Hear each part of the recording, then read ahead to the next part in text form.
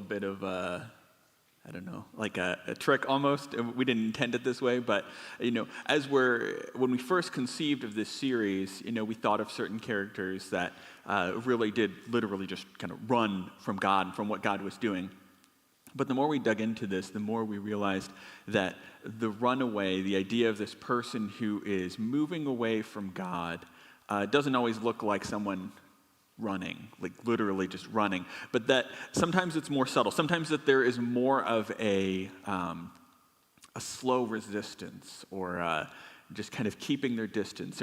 This looks a lot of different ways. And so as we begin to dig into this series, we really wanted to find these characters that resonate with where people are at today, with the kinds of challenges we have in the people in our lives that we know that are far from God. And that's the truth. That's why we want to do this series, because we know that you guys all know someone that you look at them and you just wish that they knew God, that they were closer, that they had more of that in their life. I had a friend, so years ago there was a young adult group here in Angola called The Hill. Some of you guys may remember this group. But I would go to that while I was in college. When I came back, I would go there. And one time, the guy who was there came up to me and he said, Brett, I saw you driving around the other day with this kind of, sorry, I'm blasting you guys here. He said, I saw you driving around with this big, burly guy who had just crazy wild hair and this big beard. And I thought, Brett, it's so great that you are you're spending time, that you're getting to know those kind of people. And I said, so that was my brother.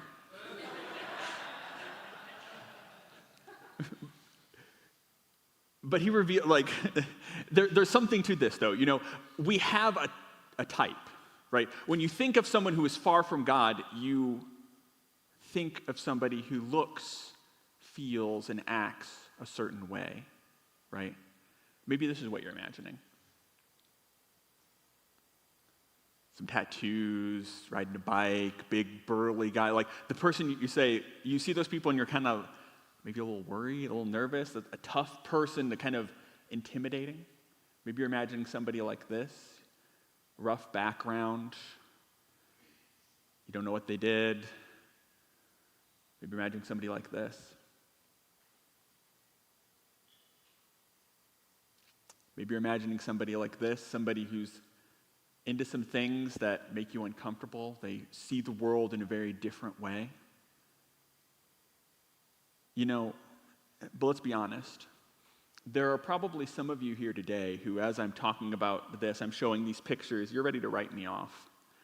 Because to you, you're rolling your eyes, you think, this is the same old stuff. Maybe you're not quite sure about church, You believe in God, but you're not sure about the church, this organized religion stuff.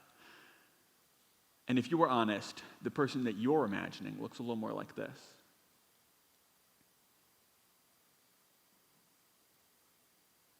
Somebody who goes to church every day or every week, religious, prays a lot, they're happy to tell you how much they love Jesus. But you wonder, do they really look like Jesus?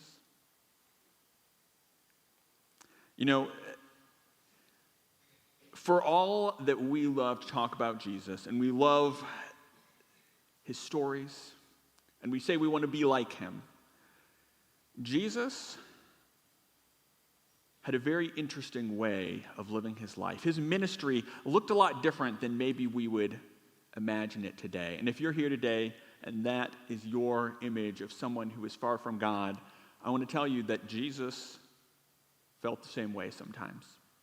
And we're going to look at a story. You may be able to guess it from the video we had at the front. A story that if you grew up in the church like I did, you've heard 1,000 times. And you've heard it called the story of the prodigal son. But I'm hoping that this 1,001st time that you hear it, you might see something a little different. So let's dive into this. So here's how it starts, and I'm going to lay a little bit of a background here. Jesus is teaching, he's traveling around, and he has this disconcerting tendency to hang out with people whose lives are really messed up. And the good religious people of the day, you might say the good church people of Jesus' day, are a little bit offended. And they say to Jesus, hey, listen, I mean, I don't know if you kind of understand all the social dynamics going on here, but the people you're hanging out with are prostitutes, they're cheats, they're thieves, liars. They don't really follow God's rules. They don't do what God wants them to do. And it's great that you want to try and buddy up and make it all nice for them, but they still aren't doing the things that God is asking them to do. Have you noticed that, Jesus? Why you spend so much time with these people? It doesn't seem to make any difference. And Jesus responds by telling them some stories. He says, imagine, a guy, and he's a shepherd, and he's got all his sheep, and one goes missing. And think about how happy he is. And he'll leave all the ones there in the pen, and he'll go wander through the wilderness, and he'll find that sheep, and he throws a big party. Think about that. Or, think about somebody who's, scraping together their coins, and they've misplaced some of their money. And they are tearing up the floorboard. They're looking everywhere for it. And when they finally find out, think how happy they are. It says, you know what? Let me tell you another story. And that's where this story comes in. So this is the point. To illustrate the point further, this is the point that he was already making. Jesus told them this story. A man had 2 sons. The younger son told his father, I want my share of your estate now before you die. So his father agreed to divide his wealth between his sons. A few days later, this younger son packed all his belongings and moved to a distant land, and there he wasted all his money in wild living. And to understand what's happening here, we're far removed from this culture, so the people of Jesus' day would have been a little bit shocked by this story. And to be clear, the people who he's telling the story to are these religious people of his day. They're very sincere, very devout, that they make sure that they are diligent on their tithes, that they are at the temple, that they're giving the sacrifices. These are religious, spiritual people who are trying their closest, their hardest, to draw near to God. And those people, he's saying, hear the story of these 2 sons. And so they're hearing the story, and what they're hearing is the younger son says to the father, I want my share of your estate. Now, what that meant was that he said, normally I would have to wait until you die, and then, we'll split the land up, and, maybe whatever extra there is, we'll sell some off, and we'll make some money. But I don't really want the land and stuff. I just kind of want some money to go do my own thing. And so the father agrees, which would mean that he would have to take some of his land and his cattle, and, it wasn't like he had just piles of money in the bank, right? He had stuff. And so to convert it into money, he had to sell off the things that he was using now to give money to his son, who had made a horrendously rude request. Those of you who are at this age, you can imagine if one of your kids said, hey, listen, I know you're trying to figure out this retirement thing, but I'm kind of hoping I can get your inheritance now. I got some projects I want to do. That's what he's asking. He's saying, give it to me now. I wish you were dead so I could get the money, kind of a thing. This is a horrendous request. But the father agrees. And so then the son runs off and goes to a foreign land, has a party, lives high and wild, and the story continues. About the time his money ran out, a great famine swept over the land, and he began to starve. And he persuaded a local farmer to hire him, and the man sent him to the fields to feed the pigs. And the young man became so hungry that even the pods he was feeding the pigs looked good to him, but no one gave him anything. And when he finally came to his senses, he said to himself, at home, even the hired servants have food enough to spare, and here I am dying of hunger. In other words, what he's saying is, my father is well off. He's doing well. He's got servants. He's got hired men, and he takes care of his household. And I left all of that behind, and now I've got nothing, and, I wish I could eat the slop I'm giving to the pigs. And so he concocts this plan. The story goes on. He dreams up this plan. He says, I will go home, and I'll say to my father, Father, I have sinned against heaven and you, and I am no longer worthy to be called your son. Please take me on as a hired servant. Right? And so the idea here is he's saying, I wasted my shot. Like I took my inheritance. I've burned that bridge. I am not part of the family anymore. But I could at least work for him. We can treat it like a debt, and I can work to pay off my debt. But at least I'll have something. I'll have a job. I'll have some security. I can't be part of the family. There's no hope for me now. So he returned home to his father, and while he was still a long way off, his father saw him coming. Filled with love and compassion, he ran to his son, embraced him, and kissed him. So this is already a strange scene, right? Now we're thinking the long-lost black sheep, wasted the family's money, and hurt everybody, burned bridges, and now he's coming home. And in this culture, in this time period, adult men don't run, right? Everybody's wearing these long robes, and you're expected to maintain a certain posture, a certain stature, a certain level of decency and respectability. Children run. Young men run. Patriarchs don't run. When you're wearing these long robes, you can't just move your feet and run. It's not like pants. You gotta hike them up a little bit. It's undignified. But the father sees his son coming, and he runs. Now, this is already strange. And so he runs up, he hugs him. He's public display of affection, not what you would normally expect. And I'm sure the son at this point is staggered. But he's got a plan in mind, right? It's he regains composure and says, all right, I've got the plan. Stick to the plan. Stick to the plan. Father, I have sinned against both heaven and you, and I am no longer worthy of being called your son. So the display aside, all right, this was strange behavior, but still, got to stick to the plan. The father has other ideas. But his father said to his servant, so he's got this speech rehearsed, he's talking it out, and the father cuts him off and says, quick, bring the finest robe in the house, that would be the father's own robe, and put it on him. Get a ring for his fingers and sandal for his feet, and kill the calf we have been fattening. We must celebrate with a feast.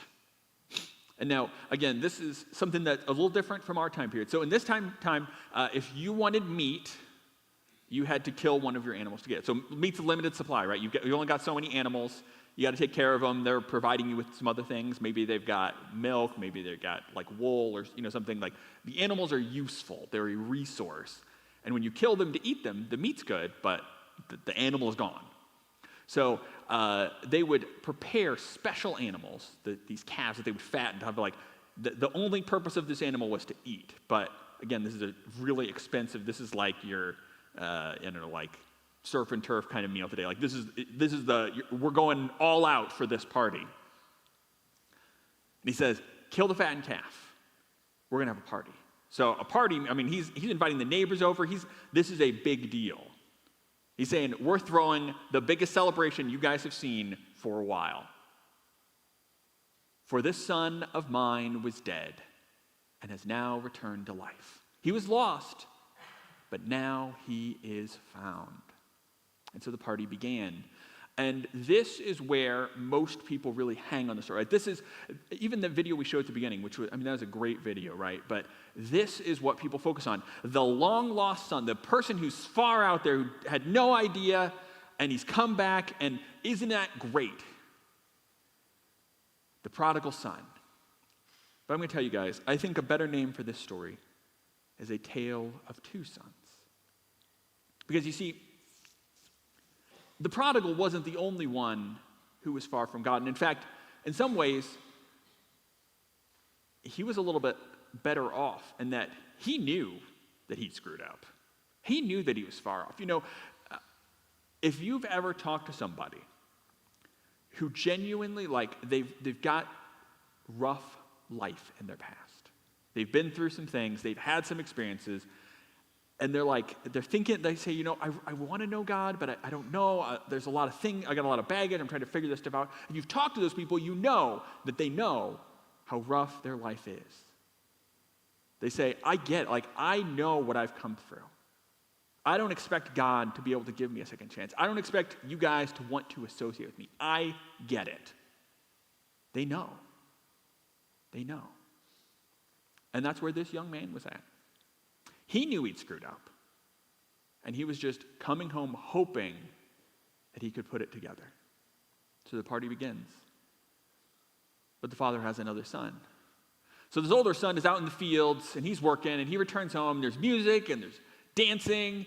And so he asks one of the servants what's going on, and the servant says, "Your brother is back, and your father has killed the fattened calf, and we're celebrating because of his safe return." And the older brother was angry, wouldn't go in. So his father had to come out and beg him. And there again, there's this cultural thing going on here that you might miss. You see, the father, this respected authority figure, should not have to come out and beg his son to come into the party, right? The party it's this big hospitality thing, like, come in and enjoy and celebrate, and he's out here kind of pouting. And so the father has to leave the party and go try and convince him to come inside. And once again, the father is gracious. So the son says to him, "All these years I've slaved for you, and never once refused to do a single thing you told me. And in all that time, you never even gave me one young goat for a feast with my friends. Yet when this son of yours comes back after squandering your money on prostitutes, you celebrate by killing the fattened calf." And so hear what he's saying here. He says, "I have worked so hard for you, and you've never given me what I deserved. You've never given me what I deserved." But his father replies, "Look, dear son, you have always stayed by me, and everything I have is yours. We had to celebrate this happy day, for your brother was dead and has come back to life. He was lost, but now he is found." And you may be wondering then how the story ends. Do they reconcile? Do they make up? But this is how it ends, and there's a reason for this. The question, or the answer that the father gave to the older brother is really a question. Will you come into the party and celebrate with us? Will you be excited about your younger brother who's wasted your money too? Who's now back with us? Will you be excited about this reconciliation? And Jesus turns to the religious people of his day, and he asks them the question: will you be excited about prostitutes, tax collectors, criminals, those people coming home and knowing God? Will you be excited that they're coming in, that they want to know what's going on, that they want to be a part of what God's doing? You see, just like in Jesus' day, there are people outside our walls who are far from God. But there are people inside our walls who are far from God, who have used religious life, devotion, piety, acts of worship as a shield for the reality that, just like the younger brother, their expectation was that they would get a reward. That all they were waiting for was the time when their father would die and they would finally inherit everything that they'd worked so hard for. And to those people, the grace of God is offensive. Right? We love to talk about how God is gracious to us and how we love him so much and we're so appreciative of him forgiving us and all of these things. And guys, listen. I say this, I understand this mindset because I was this person. I grew up in the church.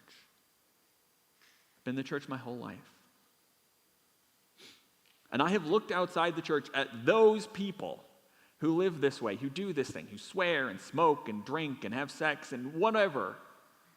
And I've looked at those people and said, thank God I'm not like them. I've looked at those people and said, how can God ever save them? They'll never want to come back to him. I've looked at those people and I've looked over them.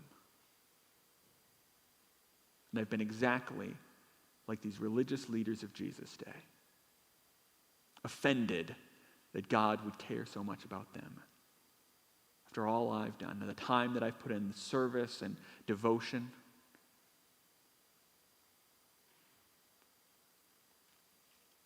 But here's the truth.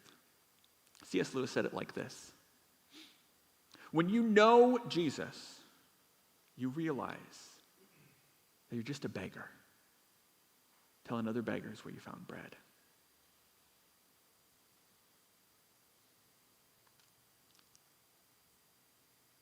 I have done nothing to deserve God's favor.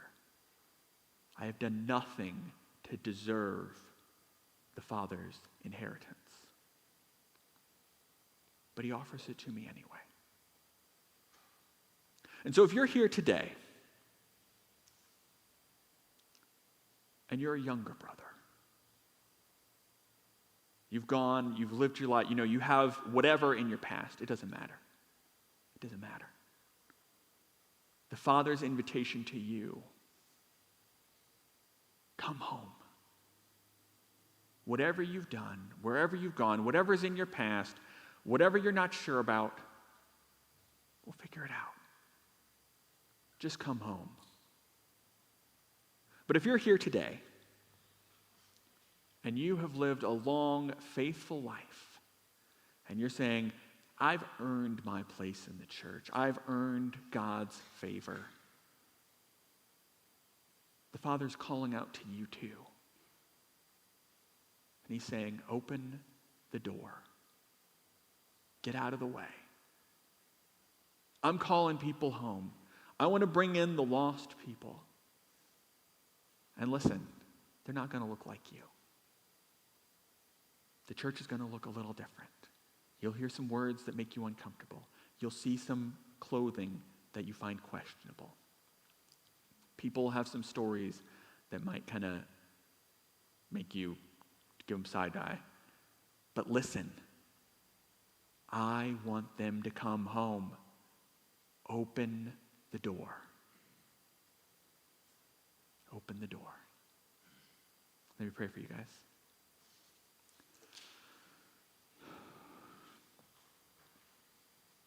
Holy Lord, will you forgive me? Will you forgive me for the way that I have closed the door in the face of my brothers and sisters? That I've told them that you didn't love them enough, that you wouldn't accept them back, that they were too far gone. Holy God, will you forgive me for my pride, for my bitter heart?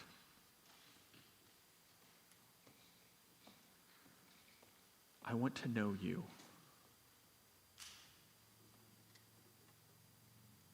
I want to know you, Lord.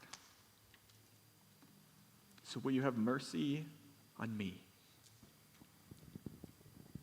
a sinner? Have mercy on me.